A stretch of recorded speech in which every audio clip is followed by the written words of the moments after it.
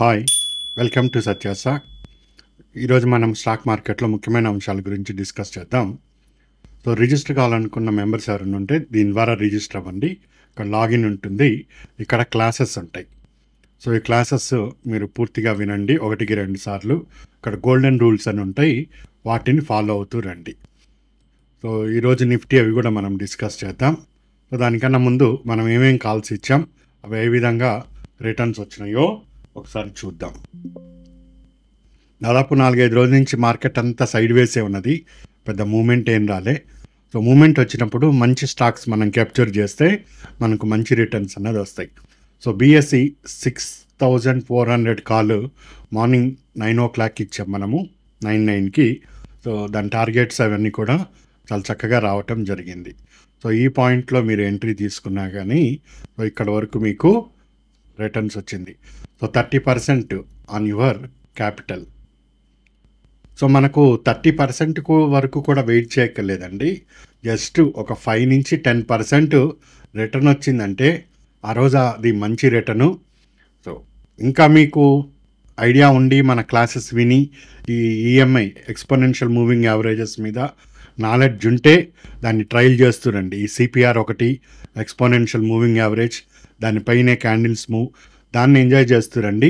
లెన్ members ఎవరైనా ఉంటే just ఒక 5-10% రిటర్న్ వచ్చిందా, ఓకే, ఎగ్జిట్. నెక్స్ట్ కాల్ కోసం ఎదురు చూస్తాం. అట్లా డైలీ 5-10% అయినా 20 days ఉంటుంది stock market per month. So రఫ్లీ ఒక 2 రోజులు అటు ఇటుగా. సో క్యాపిటల్ 100% చేసుకోవచ్చు అక్కడ కూడా. సో ప్లాన్ చేసుకోండి. ఓన్లీ రిస్క్ టేకర్స్ మాత్రమే ముందుకు లాగుతూ ఉండండి బండిని. సో ఇది ఒక స్టాక్ ఇచ్చాం. నెక్స్ట్ నిఫ్టీ 24,500 పుట్టి ఇవ్వటం జరిగింది. సో ఇది కూడా దీని టార్గెట్స్ని హిట్ అవ్వటం జరిగింది. సో 200 వరకు వస్తుందని చెప్పారు 150 నుంచి. సో అరౌండ్ 25% ఇక్కడ ఇది కూడా రిటర్న్ ఇచ్చింది మీకు. Next Aarti India. సో దీని కాల్ ఇవ్వటం జరిగింది for Aarti India 450, 29th May expiry ఇది. ఇక్కడ మీకు డ్యూరేషన్ 1 to 5 days అన్నాం. సో ఇక్కడ వరకు ఇచ్చిందేమో ఇంట్రాడే, ఈరోజు కొనేస్తారు, ఈరోజు అమ్మేస్తారు. ఇట్లా మీకు డ్యూరేషన్ వస్తే దీనిని పొజిషనల్ కాల్ అంటారు. సాధారణంగా 1-2 రోజులు ఉంటే ఇంకా మంచి రిటర్న్స్ వచ్చే అవకాశాలు ఉంటాయి ఈ స్టాకులో అని అనిపించినప్పుడు ఈ విధంగా పొజిషనల్ కాల్స్ కూడా మీకు వస్తూ ఉంటాయి. సో ఈరోజు చూడండి, ఇది దాదాపు మన క్యాలిక్యులేషన్స్ ప్రకారము సో ఈఎంఐ పైకి వచ్చింది 9 రూపీస్ నుంచి 27 వరకు వెళ్ళింది. ఒక్క రోజులోనే ఇది మీకు 300% కూడా రిటర్న్ ఇచ్చింది. బట్ మనం ఇచ్చిన దాని నుంచే క్యాలిక్యులేట్ చేస్తే 20 రూపీస్ నుంచి మీకు ప్రాపర్గా సిపిఆర్ పైనే ఉంది, మూవింగ్ యావరేజెస్ పైనే ఉన్నాయి, అండ్ హిస్టోగ్రామ్ గ్రీన్లో ఉన్నది, ఆర్ఎస్ఐ సపోర్టివ్గా ఉంది. అక్కడి నుంచి లెక్కేసుకుంటూ వెళ్ళినా కానీ మీకు దాదాపు 6 రూపీస్ రావటం జరిగింది. సో 20 రూపీస్ నుంచి మీకు 6 రూపీస్, రఫ్లీ ఇప్పుడే 30% ఈరోజే రిటర్న్ మీకు ఇది చాలా చక్కగా వచ్చింది. ఇంకా దీన్ని 1-5 days వరకు ఉంచితే క్యాపిటల్ డబల్ అవ్వచ్చు, ఇంకా ఎక్కువ కూడా అవ్వచ్చు. సో ఇక టార్గెట్ కూడా మనం పంపించడం జరిగింది, 35 రూపీస్ వరకు వస్తుందని చెప్పాము. సో ఆ లెక్కను చూస్తే మనం ఇచ్చిన రేట్ నుంచి 75% రిటర్న్ అయితే అనిపిస్తుంది. కానీ ఇట్లాంటి పొజిషనల్ కాల్స్ని రిస్క్ టేకర్స్ మాత్రమే హోల్డ్ చేయండి, పర్వాలేదు. ఒకవేళ ఇవి దాదాపు మంచిగానే ఉంటాయండి, వెళ్తుంది. స్టాక్ మార్కెట్లో ఎవ్వరు ఏమిటి అనేది ప్రిడిక్ట్ చేయడం చాలా కష్టము. సో రేపొద్దున పొరపాటున అది డౌన్ అయిందనుకోండి, ఆ రిస్క్ని మేనేజ్ చేసే కెపాసిటీ ఉండాలి మన దగ్గర. అలాంటి వాళ్ళు మాత్రమే పొజిషనల్లోకి ఎంట్రీ అవ్వండి. సో కొంతమంది మెంబర్స్ ఉన్నారు, వాళ్ళు ఒక లాట్ తీసుకుంటారు. సో ఒక లాట్ తీసుకున్నప్పుడు హోల్డ్ చేస్తారు ఒక 2-3 రోజులకైనా కానీ, ఆ కెపాసిటీ ఉంటుంది. ఒకవేళ లాస్ వచ్చినా కానీ బేర్ చేసేంత కెపాసిటీ ఉంటుంది, ప్రాఫిట్ వస్తే ఎంజాయ్ చేయొచ్చు. అట్లా రిస్క్ టేకర్స్ ఎవరైనా ఉంటే ఒక లాట్ ఇది ఎంత పడుతుంది, ఇది బై చేస్తే మీకు తెలుస్తుంది. 1000 ఇది లాటు, 1000 into 20 రూపీస్ కదా, అరౌండ్ 20,000 అట్లా పడుతుంది మనకు. ఒక లాట్ దీన్ని పర్చేజ్ చేయాలి అంటే. ఇది డబల్ అవ్వచ్చు, త్రిబుల్ కూడా అవ్వచ్చు అవకాశాన్ని బట్టి, లేదా సగానికి కూడా పడచ్చు మరుసటి రోజు. సో ఆ రిస్క్ ఉంటుంది, రివార్డ్ కూడా ఉంటుంది. రిస్క్ రివార్డ్ ఫ్యాక్టర్స్ని బేస్ చేసుకొని వస్తుంది. స్టాక్ అయితే బాగానే ఉంది ఇండికేటర్స్లో అన్నీ, బట్ సిచ్యువేషన్స్ ఏవి ఎట్లుంటాయో చెప్పలేము. రిస్క్ టేకర్స్ మాత్రమే పొజిషనల్ కాల్స్ని హోల్డ్ చేయండి. రిస్క్ టేకర్స్ కాని వాళ్ళు సాయంత్రానికి రూపాయి లాభం వస్తే రూపాయి తీసుకొని ఇంటికి పోండి, ₹1 నష్టం వస్తే ఆ రూపాయి నష్టాన్ని తీసుకొని ఇంటికి పోండి. సాయంత్రం దులిపేసుకొని చేతులు. కేవలం రిస్క్ టేకర్స్ మాత్రమే BTST buy today sell tomorrow బీటీఎస్టీని ప్లే చేయండి. సో ఈ ఆప్షన్స్ కూడా నేను డైరెక్ట్గా మీ క్యాపిటల్ తెచ్చి చేయమని చెప్పను. ఎప్పటికీ కూడా ఈక్విటీ తీసుకోండి, వచ్చిన రోజుకే వస్తుంది. అది మీరు ఒక 10,000 తెచ్చుకున్నారు ఈక్విటీలో, వచ్చిన రోజుకే మీకు వస్తుంది డబ్బు. సో 10,000 20,000 చేయాలి ఈక్విటీలో, 20,000 అని 40,000 చేయండి ఈక్విటీలో. 1 ఇయర్ పడితే 1 ఇయర్, తొందర ఏమీ లేదు. చేతిలో 10,000 పోగొట్టుకోమని నేను చెప్పను ఎప్పుడు కూడా. సో ఈ 40,000 ఈక్విటీలో సంపాదించిన దాంట్లో 10,000 20,000 తీసుకొని అప్పుడు ఆప్షన్స్ ప్రాక్టీస్ చేయండి. ఇది నేను ఫస్ట్ నుంచి చెప్తూ వస్తున్నాను. లేదు నాకు రిస్క్ తీసుకునే కెపాసిటీ ఉంది, నాకు క్లాసెస్ అర్థమైనాయి, మార్కెట్ మూమెంట్స్ అర్థమైనాయి అనుకున్న వాళ్ళు ఆప్షన్స్ని ట్రై చేయొచ్చు. సో ఫ్రెషర్స్ ఎవరైనా ఆప్షన్స్ ట్రై చేసేటప్పుడు ఒక లాట్ తోటే చెయ్యండి. సో ఇది ఒక లాట్లో ఈరోజు 300% ఉంది అని లోన్ తీసుకొని ఫ్రెండ్ దగ్గర లేదా ఇంకెక్కడో అప్పు తీసుకొని, సో సడన్గా ఒక 5 లాట్లు వేద్దాం, 10 లాట్లు వేస్తే ₹1,00,000 అవుతుందేమో, ఒక 2 లక్షలు అవుద్ది, లక్ బాగుంటే 6 లక్షలు, ఇట్లాంటి బ్లఫింగ్ చేయకండి. మన శక్తి కొలది మాత్రమే అడుగులేయండి. చాలా ఇంపార్టెంట్ స్టాక్ మార్కెట్లో ఇది. సో దాంతోపాటు నేను ఈక్విటీలో బై ఉంటుంది, సెల్ ఉంటుంది. బై తీసుకున్న తర్వాత ఈక్విటీలో ఎన్ని రోజులైనా ఉంచుకోవచ్చు, ఎన్ని సంవత్సరాలైనా ఉంచుకోవచ్చు. మీరు ఉదాహరణ స్టేట్ బ్యాంక్ ఆఫ్ ఇండియాది స్టాక్ కొన్నారనుకోండి, ఈరోజు ₹100 పెట్టి బై చేశారు దాన్ని. సో 10 సంవత్సరాలైనా కానీ ఉంచుకోవచ్చు, ఏమి కాదు, ఆ స్టాక్ మీకు ఎటు పోతు. కానీ ఈక్విటీలో సెల్ వస్తే 315 330 లోపు మీకు క్లోజ్ అయిపోవాలి ఆ పొజిషను. లాభం వచ్చినా నష్టం వచ్చినా ఆ రోజు ఫినిష్ అయిపోతుంది ఆ ట్రేడు. ఇది నేను క్లాస్లో కూడా చెప్పాను. సో అక్కడ ఎవరైనా మిస్ అయి ఉంటే మళ్ళీ ఒకసారి చెప్తున్నాను.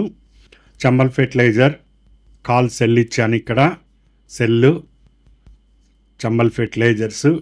ఇక్కడ ఈ ప్రైస్ ₹704 దగ్గర సెల్ చేయమన్నా, ఇది ఆ ప్రైస్ ఎంత పడుతూ ఉంటే మీకు అంత డబ్బు వస్తూ ఉంటుంది. సో టార్గెట్ 699 685 వరకు ఇవ్వటం జరిగింది. ఒక 50 షేర్స్ కొనుక్కుంటే 50 షేర్స్ సెల్ చేస్తే మీకు ఒక్కొక్క షేర్కి ఇక్కడ ఎంత గ్యాప్ వచ్చిందో అంత వస్తుంది. కానీ 330 లోపు మీకు లాభం వచ్చినా నష్టం వచ్చినా బయటికి వెళ్ళిపోతుంది, స్టాక్ క్లోజ్ అయిపోతుంది. సో అట్లా అనుకున్న వాళ్ళు మాత్రమే ఈక్విటీలో సెల్ చేయండి. లేదు ఈ రిస్క్ అంతా నేను పడలేనన్న వాళ్ళు వెయిట్ చేయండి. మంచి ఇంట్రాడే స్టాక్ కానీ మంచి పొజిషనల్ స్టాకు వచ్చే వరకు ఆ రోజు మనకు లాభాలు వస్తాయి. సో ఎప్పుడు కూడా రిస్క్ తీసుకొని డబ్బులు మాత్రం పోగొట్టుకోవద్దు. మీ క్యాపిటల్ అస్సలు నష్టపోవద్దు. 100 సార్లు చెప్తున్నాను నేను. ఇది ఈక్విటీలో సెల్ చేసే విధానము. ఒకవేళ డబ్బు ఎక్కువ ఉన్నది పర్వాలేదు అనుకున్న వాళ్ళు దీన్ని ఫ్యూచర్ సెల్ చేయండి. ఫ్యూచర్స్ నెక్స్ట్ మంత్, ఈ ఎక్స్పైరీ కాకుండా, ఈ గ్యాప్ ఎంత ఉందో అంత డబ్బు వస్తుంది మీకు, అది మీ ఓన్ కెపాసిటీ. ఈ ఫ్యూచర్ సెల్ ఏంటి అవన్నీ కూడా క్లాస్లో చెప్పాను, అది ఫాలో అవ్వండి. అదేవిధంగా రిలయన్స్ పంపించాను పుట్టు, ఎక్కడ 31 32. సో ప్రజెంట్ అక్కడే ఉన్నది ఇది. సో 1 or 2 డేస్లో దీని మీద మీకు రిటర్న్ వస్తుంది. ఇది కూడా పొజిషనల్ కాలే మీకు. So positional calls only risk takers మాత్రమే చేయండి. సో ఈ విధంగా ఒక సిస్టమేటిక్గా ప్లాన్ చేస్తూ ఉండండి. సో పొద్దున్నే 9:15కి స్టాక్ మార్కెట్ ఓపెన్ అయితే 3:30 వరకు ఖచ్చితంగా ఏదో ఒకటి కొనాలి, లేదా అమ్మాలి, ఇట్లాంటివి పెట్టుకుంటే మనము ఫోర్స్ఫుల్గా ట్రేడింగ్ అన్నది చేయాల్సి వస్తుంది. దానివల్ల నష్టపోతాము. సో మంచి అవకాశం వస్తేనే, అన్ని విధాలుగా సేఫ్ అయితేనే. సో అన్ని విధాలుగా సేఫ్ తీసుకుంటున్నా కానీ ఎక్కడో చోట దెబ్బ తగులుతూనే ఉంటుంది స్టాక్ మార్కెట్లో ఇన్ని సేఫ్ గార్డ్స్ తీసుకుంటుంది. సో దాన్ని చాలా జాగ్రత్తగా హ్యాండిల్ చేస్తూ వెళ్ళండి. అంతేగాని ఇక మార్నింగ్ 9:15కి ల్యాప్టాప్ లేదా పీసీ ఓపెన్ చేసి ఇక కొనటం అమ్మటం కనిపించిందల్లా చేసుకుంటూ పోతే ఫస్ట్ కొన్ని రోజులు బాగానే ఉంటుంది. తర్వాత ఈ రివెంజ్ అనేది పెరిగిపోతుంటుంది లాస్ వస్తే. సో సరైన డెసిషన్స్ మీరు తీసుకోలేరు. సో ఎక్కడ ఎంట్రీ ఏంటి అన్నది మీరు పెట్టుకున్న రూల్సే మీరు మిస్ చేసేస్తారు. సో ఇష్టం వచ్చినట్టు ట్రేడ్ వెళ్ళిపోతూ ఉంటుంది. ఇక లాస్ వస్తుందని ఇంకా 10 లాట్లు వేసుకొని, ఇటు వస్తుందని ఇటు ఒక 10, ఇటు కాల్లో లాస్ వస్తుందని పుట్టువైపు, ఇట్లాంటి పనులన్నీ చేసుకుంటూ మొత్తంగా నష్టపోతాం. సో ఒక సిస్టమేటిక్ డిసిప్లిన్గా మీరు ట్రేడ్ చేయండి, మంచి రిజల్ట్స్ వస్తాయి. సో ఒక 1 year వరకు ఆ ప్రాక్టీస్ ఫాలో అవ్వండి. ఆ తర్వాత అదే అలవాటు అవుతుంది, లేదా మీ మైండ్ సెట్ ప్రకారం మీరు ప్లే చేయండి. సో ఇది ఈ రోజు మన క్లాసులు దీనికి సంబంధించి. ఇక నిఫ్టీ పరిస్థితి చూస్తే, సో దాంతోపాటు ఇంకొక ముఖ్య విషయం కూడా ఉంది ఇక్కడ.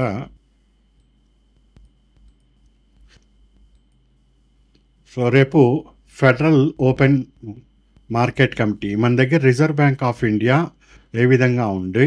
So Reserve Bank of India governor మొత్తం banking sector, repo rate, reverse repo rate, bank rate, SLR, వీటి మీద మానిటరీ పాలసీ మీటింగ్ ఉంటుందో అదేవిధంగా అమెరికాలో కూడా, ఈ అమెరికాలో ఫెడరల్ గవర్నమెంట్లో ఫెడరల్ బ్యాంక్ అంటారు. సో యుఎస్ ఫెడరల్ రిజర్వ్స్, ఈయన మానిటరీ పాలసీ ఇస్తాడు. ఈరోజు నైట్ రావటం జరుగుతుంది. సో మానిటరీ పాలసీ పాజిటివ్గా ఉంటే డౌ పెరుగుతుంది, నాస్డాక్ పెరుగుతుంది. రేపు మన నిఫ్టీ కూడా ఆకాశంలోకి వెళ్తుంది. పావెల్ పాలసీ, ఈయన పేరు పావెల్. సో పావెల్ పాలసీ కానీ నెగిటివ్గా ఉంటే డౌ పోతుంది, నాస్డాక్ పోతుంది, రేపు నిఫ్టీ కూడా అధపాతాళంకి పోతుంది. అధపాతాళం అంటే 200-300 పాయింట్లు పడే అవకాశం ఉంటుంది. ఈరోజు నైట్ ఈయన ఏం చెప్తాడు అనేది అన్ని మార్కెట్లు ఎదురు చూస్తున్నాయి. Trump American president rate cuts చేయమన్నాడు. So he wants to Powell to cut rates. చెయ్యి, నీకు మళ్ళీ ఆర్బీఐ గవర్నర్గా మళ్ళీ నీకు కొనసాగిస్తా, ఇట్లాంటి కొన్ని ఆఫర్ కూడా చేసే అవకాశం ఉన్నాయి. He was after Powell's job. On the later, Trump recently clarified, నేను ఇతను ఉంచుతా. ట్రంప్ తెలుసు కదా, నిమిషానికి ఒక మాట మాట్లాడతాడు. ఉంచుతా లేకపోతే లేదు. నెక్స్ట్ కెవిన్ వారిష్ అనే అతను 26లో గవర్నర్గా వస్తాడని ఒక స్టేట్మెంట్ కూడా ఇచ్చాడు. సో ఇప్పుడు ఈయనకి ఏ విధంగా తీసుకుంటాడు గవర్నమెంట్, అంటే ట్రంప్ చెప్పినట్టు వింటాడు. ఈయన జో బిడెన్ ఆయన టైంలో పనిచేశాడు, ట్రంప్ టైంలో కూడా పనిచేశాడు. సో ఇప్పుడు ప్రెసిడెంట్ ఎవరైనా కానీ ఈయన న్యూట్రల్గా వ్యవహరిస్తారు. అలా కాకుండా ఏమన్నా బయాస్నెస్ ఉంటుందా, ఇన్ని ఫ్యాక్టర్స్ కాంట్రిబ్యూట్ చేస్తాయి. దానితో పాటుగా అక్కడ వచ్చిన ఎకనామిక్ డేటా, అక్కడ వచ్చిన ఇన్ఫ్లేషన్ స్టేటస్ ఏంటి, జాబ్ పరిస్థితులు ఏంటి, వీటన్నిటిని పరిగణలోకి తీసుకొని వాస్తవంగా ఈయన పావెల్ ఆయన రిప్లై అనేది ఇస్తాడు. సో ఇప్పుడు రేట్ కట్ చేస్తాడా, పెంచుతాడా, లేదా న్యూట్రల్గా ఉంచుతాడా నైట్ తెలుస్తుంది మనకు. దానిని ఆధారం చేసుకొని నిఫ్టీ అన్నది అటో ఇటో మూవ్ అవుతుంది. నెక్స్ట్ మనకు తెలిసిందే ఆపరేషన్ సింధూర్, ఇండియా పాకిస్తాన్ ఇప్పుడు ఏదైతే టెర్రరిస్ట్ క్యాంప్స్ ఉన్నాయో పాక్ ఆక్యుపైడ్ కాశ్మీర్లో కంప్లీట్ చేశారు 9 స్పాట్స్ని. సో ఇంత పెద్ద అటాక్ ఇది జరిగినా కానీ స్టాక్ మార్కెట్ ఎందుకు పడలేదు? స్టాక్ మార్కెట్ యాక్చువల్గా మార్నింగ్ పేపర్ చూసినా లేదా నైట్ న్యూస్ చూసినా, ఇది వే టు మీన్స్ అనో ఇంకోటో ఈరోజు అయిపోయింది. స్టాక్ మార్కెట్ భూమికి వెళ్ళి టచ్ అయిపోతుంది అనిపిస్తుంది. బట్ స్టాక్ మార్కెట్కి ఒక స్పెషాలిటీ ఉన్నది. అది ఎప్పుడు రెస్పాండ్ అవ్వాలో అప్పుడే రెస్పాండ్ అవుతుంది. అది అవ్వాలంటే అవుతుంది, లేకపోతే లేదు. అది ఎప్పుడు అవుతుంది, ఏంటి అవుతుందంటే దానికి ట్రిగర్ పాయింట్స్ రావాలి. ఆ ట్రిగర్ పాయింట్స్ వచ్చినప్పుడు అది రెస్పాండ్ అవుతుంది. సో యాక్చువల్గా ఇక్కడ మీరు అబ్జర్వ్ చేస్తే నిఫ్టీ దాదాపు ఒక 10 రోజుల నుంచి సైడ్ వేస్లోనే ఉంది. ఇక్కడ మనము హ్యాంగింగ్ మ్యాన్ వచ్చిన దగ్గర చెప్తున్నాం, నిఫ్టీ డౌన్ వైపు వెళ్ళటానికి అవకాశం ఉంది. సో ఇవి లెవెల్స్ అండి. ఇప్పుడు ఈరోజు ఇక్కడ అవటమైతే 300 పాయింట్స్ డౌన్ ఓపెన్ అయ్యి మొత్తం ఒక్కసారిగా దాదాపు 300 పాయింట్స్ పైన కవర్ చేసుకుంటూ వెళ్ళిపోయింది. ఇది ఓవరాల్గా చూస్తే 34 పాయింట్లు ఇక్కడ మీకు కనిపిస్తుంది. బట్ ఎంత పెద్ద క్యాండిల్ వచ్చిందో చూడండి, గ్రీన్ క్యాండిల్. సో అట్లా ఉంటుంది. నిఫ్టీ దేనికి రెస్పాండ్ అవుతుంది, దేనికి కాదు అన్నది చాలా గేమ్స్ ఉంటాయి వీటిల్లో. అవి చిన్నగా మీకు ఒక్కొక్కటి స్టెప్ బై అర్థమవుతూ ఉంటాయి. ఇప్పుడు అమెరికన్ మార్కెట్ ఆ ఎఫ్ఓఎంసి మీటింగ్ నెగిటివ్గా ఉంటే అప్పుడైతే అవ్వచ్చు. ఆ ఇష్యూ కూడా అయిపోయాక అప్పుడు యుద్ధానికి అప్పుడు రెస్పాండ్ కూడా అవ్వచ్చు. అప్పుడు పాజిటివ్గానే అవ్వచ్చు, ముందుకైనా వెళ్ళచ్చు, వెనక్కైనా రావచ్చు. సో అది దాని యొక్క బిహేవియర్. సో నేను గత క్లాస్లో కూడా చెప్పా, నిఫ్టీ అనేది fundamentals, technicals, news and sentiment ఈ 4 అంశాలను బేస్ చేసుకొని కదులుతుంది. సో టెక్నికల్ ఇండికేటర్స్లో ఈ గ్యాప్ ఏదైతే కనిపిస్తుందో 80 EMA 21 EMA అది కాస్త నెగిటివ్ కనిపిస్తున్నది ఇక్కడ నుంచి ఇక్కడికి. క్లాస్ ఇంటే అర్థమవుతుంది.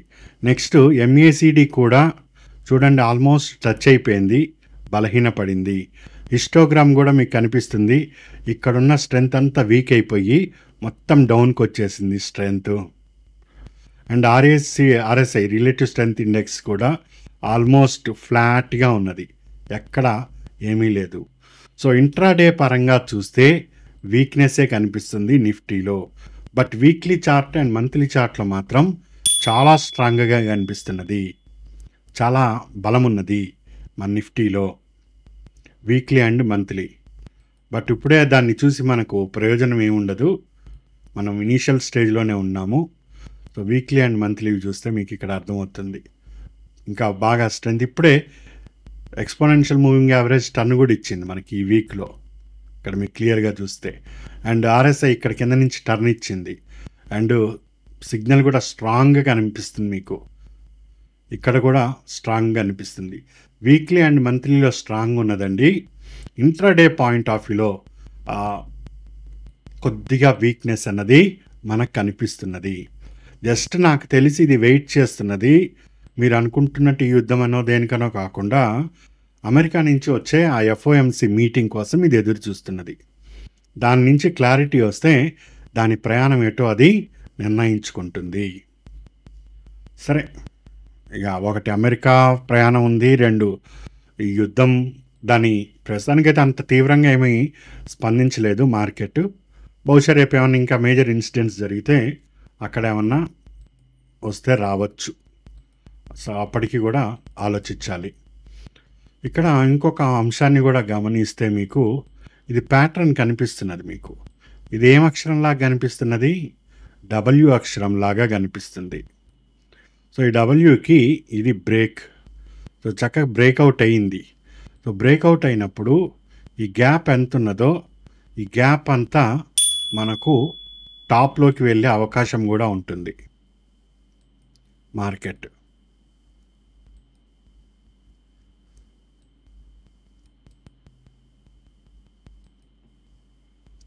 ఇక్కడ నుంచి ఈ W బ్రేక్ అయితే 25,200ని టచ్ చేసినా కానీ ఆశ్చర్యపోవక్కర్లేదు.